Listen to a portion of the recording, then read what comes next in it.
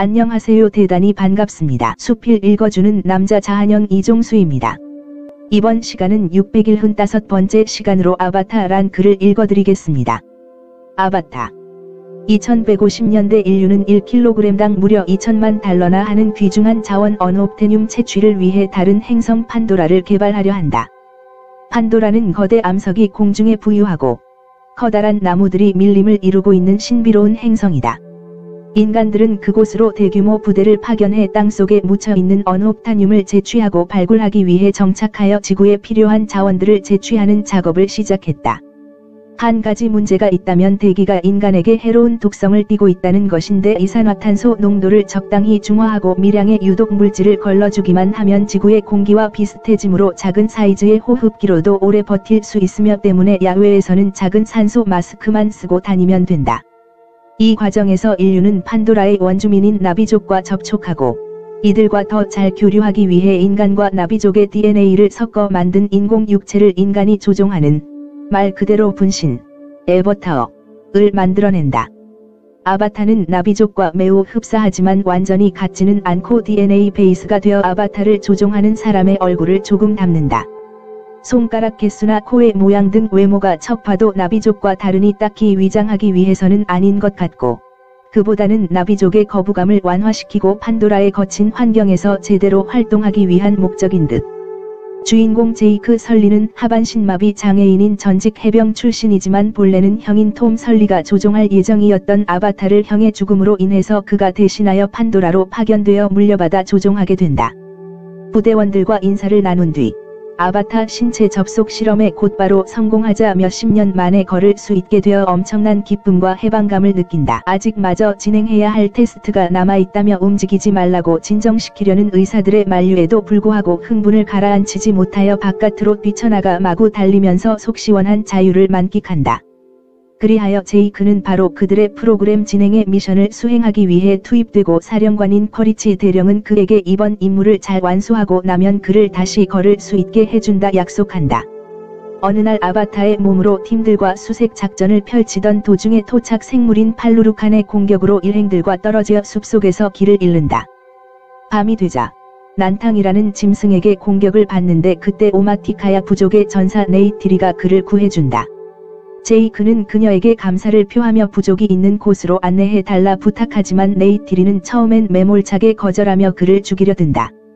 그러나 A와의 어떤 계시를 느끼고는 그의 부탁을 수락하여 어찌저찌 부족들이 있는 곳으로 데려오고 모든 나비들은 외부인인 제이크를 경계하지만 어찌저찌 합류하여 그들과 동화되려 한다.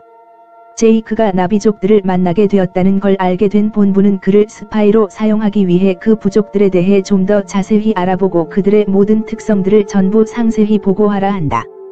몇 달 동안 제이크는 네이티리의 도움으로 판도라 행성과 나비족의 모든 언어와 생활들 역사 지리 전통 문화 등등을 모두 하나씩 차례차례 배우고 익히고 학습해 나가면서 그들의 탈것인 팔리나 이크란 같은 것들과 신경삭으로 소통하고 느껴 길들이는 데 성공하는 등 차차 나비의 삶의 방식들을 전부 터득하여 완벽하게 적응해 나간다. 그러면서 점차 시간이 갈수록 네이티리와 서로의 마음에 가까워지며 사랑에 빠지게 되고 완전히 나비족들의 신뢰를 얻은 그는 정식으로 그들의 일원이 되는 예식까지 치른다. 그러나 결국 그러면서 제이크는 끝내 본인 아바타 프로그램의 본래 목적과 임무를 완전히 잃어버리고 말았다. 어느 날 아침, 불도저가 그들의 자연과 생태계를 전부 밀어붙이자 그 앞을 막아서며 조종 카메라를 깨부수자 부대원들에게 그는 반역자가 되고 만다. 그레이스 박사는 판도라에 있는 생물들은 서로 공동체로 의사소통을 한다며 이것이야말로 언옵타늄보다 더 위대하고 중요한 발견이라고 하며 무력을 사용하지 않도록 설득해보려 하지만 회사의 총관할자 파커 셀프리지와 군인들은 개소리 집어치우라며 씹는다. 하지만 제이크는 죄 없는 이들을 죽게 할 수는 없으니 자신이 그들에게 피신할 수 있도록 타협을 해보겠다고 파커에게 호소하여 단 1시간의 유예를 얻어 다시 아바타에 접속해 마지막으로 나비족을 설득하려 한다. 그렇지만 처음부터 이런 상황이 올 줄 알고 있었냐는 네이티리의 말에 자신의 스파이 노릇을 고백하여 네이티리를 비롯하여 나비족들은 그에게 실망하며 사기꾼이라 몰아세운다. 결국 나비족에게 포박되고 커리치 대령은 부대를 이끌고 스콜피언 건십으로 홈트리를 폭격해 쓰러뜨리고 수많은 나비족을 학살한다. 네이티리의 어머니인 모아든 그를 믿는다며 풀어주지만 본부에서 접속 장치를 강제로 끊어버려 제이크와 그의 뜻을 함께하는 그레이스 박사, 노엄과 함께 영창에 갇히게 되지만 파일럿 중 나비들을 말살하는 것에 대해 회의를 느끼고 반감을 품은 여군인 트루디가 그들을 감옥에서 빼내 탈출할 수 있게 도와준다.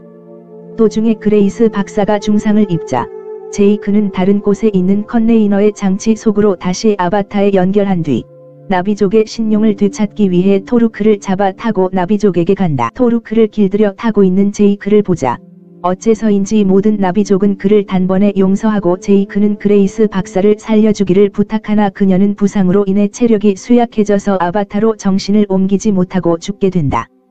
그리고 제이크는 판도라 행성에 있는 여러 나비들을 규합하고 단결시킨다. 자신들을 도륙하는 인간들과 맞서 싸우자고 외치며 각 부족들을 그의 말을 따라 모두 한 마음 한 뜻으로 결집하도록 한다. 땅에서는 팔라를 타고 있는 기마 부대가 엠프슈트 지상군과 맞서고 하늘에서는 이그란드를 타고 있는 공중 부대가 스콜피언 건십을 위해서 기습하는 식으로 싸우지만 결국 지구인들의 압도적인 화력에 밀려서 전멸할 위기에 처한다. 그런데 나비의 여신인 에이와가 제이크의 기도에 응답한 것인지 하늘에서 수많은 이그란들이 몰려와 스콜피언 건십들을 소탕하고 지상에선 기관총에 맞아도 끄떡없는 토착 생물들이 몰려와 엠프슈트 부대를 밀어내 상황이 단숨에 역전된다. 인간 측 병력들은 거의 전멸하였고 퀴리치는 혼자서 빠져나와 엠프슈트를 입고 제이크와 대결을 한다. 커리치가 제이크를 붙잡고 칼로 베려고 할 때 네이티리가 화살로 커리치를 사살하는데 성공한다. 그렇게 전쟁을 승리로 이끈 제이크는 생존한 지구인들을 전부 지구로 돌려보낸 뒤 마지막 영상을 남겨 전송한 다음 인간의 몸을 포기하고 의식을 통해 아바타 육체의 정신을 완전히 이동시켜 이제는 영구히 지구인이 아닌 나비족으로 눈을 뜨게 되며 영화는 끝이 난다. 영화사의 새로운 획을 그은 작품이라는 것만으로도 충분히 의미 있는 작품이라면 평가를 받았으며 위에 보다시피 거의 모든 한국 전문가들이 극찬하였다. 그다지 돋보이지 않는 평범한 스토리에도 불구하고 이 영화가 유명한 이유는 독보적인 영상미에 있다. 특히나 3D 입체 기술을 적극적으로 사용, 수많은 사람들의 호기심을 자극했다. 3D 상영관의 낮은 보급률과 일반 영화보다 비싼 관람료 때문에 이전까지 일부 마니아층에서만 즐기던 3D 영화의 시장을 확대하는 데 성공한 작품이다. 또한 아이맥스 포맷의 본격적인 지평을 열었으며 더욱 발전된 모션 캡처 기술을 사용하여 나비족이라는 가공의 캐릭터들에게 사실적이고 인간적인 감정을 부여하는 혁신을 이루었다. 스토리의 전개는 특별한 반전 없이 무난하다.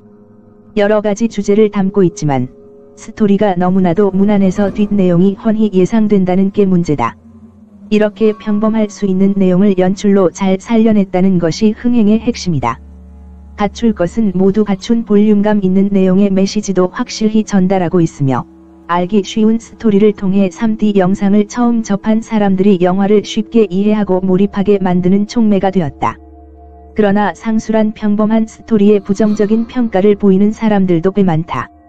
해피엔딩을 위한 전개 구조는 지나치게 자비적이며 자연 파괴로 돈을 벌려는 지구인들과 자연을 지키려는 외계인들이 싸운다는 소재는 매우 진보하다. 등장인물들의 성격, 각종 대사 등에서도 기억에 남는 부분이 거의 없다. 영상에 주로 신경을 쓰더라도 스토리를 다듬었어야 했다는 것이 비판론자들의 생각이다. 카메론의 전작들, 에일리언 2, 터미네이터 2, 심판의 날, 타이타닉, 이 기술력과 시나리오를 모두 만족시켰다는 걸 생각해보면 더욱 그렇다. 제작을 위해 3D 영화 기술을 다루는 회사를 직접 설립한 카메론 감독의 입장에서 볼 때 3D 영화의 성공과 대중화를 위해서 아바타의 흥행이 절실히 필요했다는 점이 서사구조가 단순해진 이유 중 하나로 볼 수 있다. 한편 다른 장점이 있다면 서사의 진보함이 그 작품의 상업적 성공에 큰 악영향을 끼치진 않을 수도 있음을 보여준 영화라고도 할 수 있다. 이게 다 카메론이 전작들에서 워낙에 영화를 잘 찍어놓은 탓도 있는 듯. 카메론은 개봉 전에 지금까지 보지 못했던 영상혁명을 보여줄 것이라고 말했다. 한 평론가는 기존 영화의 영상 수준이 1이라면 아바타는 20이라고 평하기도 했다. 공개된 예고편만 보면 트랜스포머 시네마틱 유니버스 같은 사실적인 CG가 아니고 3D 애니메이션 느낌이 나는 CG라 어색하게 보이는데 3D 영화이기 때문에 직접 가서 안경을 쓰고 보면 전혀 다른 느낌이라는 평가가 나왔다. 아예 이 영화의 2D 버전과 3D 버전은 별개의 물건으로 취급해야 한다는 의견도 있을 정도이다. 어쨌든 해외 관람객들의 호평에 이어 한국 시간 8월 21일 국내에서 진행한 20분 시사회의 반응도 대체로 호의적이었다. 아바타 이후 모든 3D 영화들은 좋든 싫든 아바타와 비교당하고 있다. 실질적인 3D 영화의 시작이며 최초이자 최고의 사례이기 때문이다. 다시 말해서 3D 영화라는 콘텐츠가 이렇다라는 것을 가장 확실하게 보여준 작품이다. 새로운 예고편을 공개했을 때는 이전에 공개된 영상보다 CG 수준이 확 올라가서 반응이 좋았다. 굳이 현실적이지 않더라도 얼마든지 아름다운 영상미가 가능하다는 걸 보여준 모범 사례이다.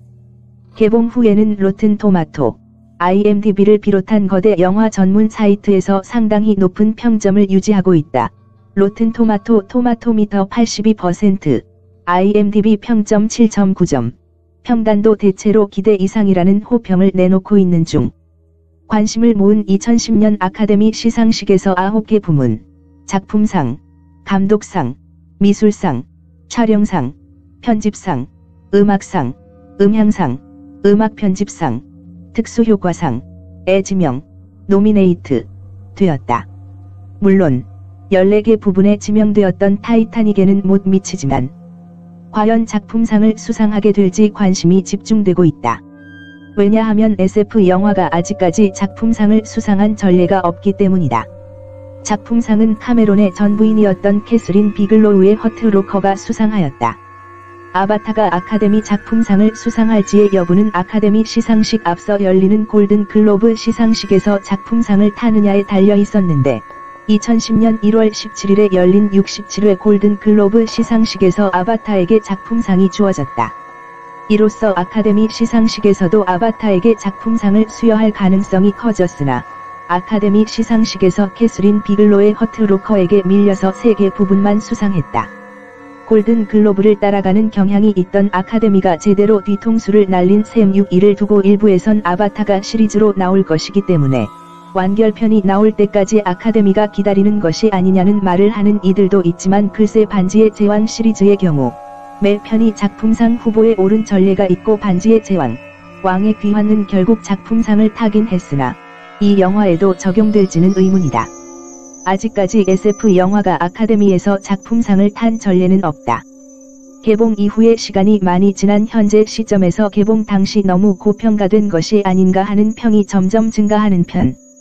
CG는 몇 년이 지나도록 최상급이지만 3D로 극장에서 보는 것이 포인트였던 비주얼 위주의 작품이니 극장에서 볼 수 없게 된 시점에서 평가가 하락하는 것은 당연한 일일 것이다. 게다가 스토리 및 등장인물 등의 면에서는 썩 별볼일 없는 영화다 보니 시간이 지나도 되새겨 기억하거나 인기를 끌 만한 요소도 없다. 하지만 개봉 당시에는 단순하지만 이해하기 쉬운 스토리와 혁신적인 영상미로 매우 큰 반향을 일으켰던 영화이다. 현재 2019년 9월에도 국내 평론가들 평균 점수 8.83점과 메타크리틱 83점, 로튼 토마토 83%라는 기록을 유지하고 있다. 끝 좋으면 좋아요 구독 알림 설정 눌러주세요. 감사합니다.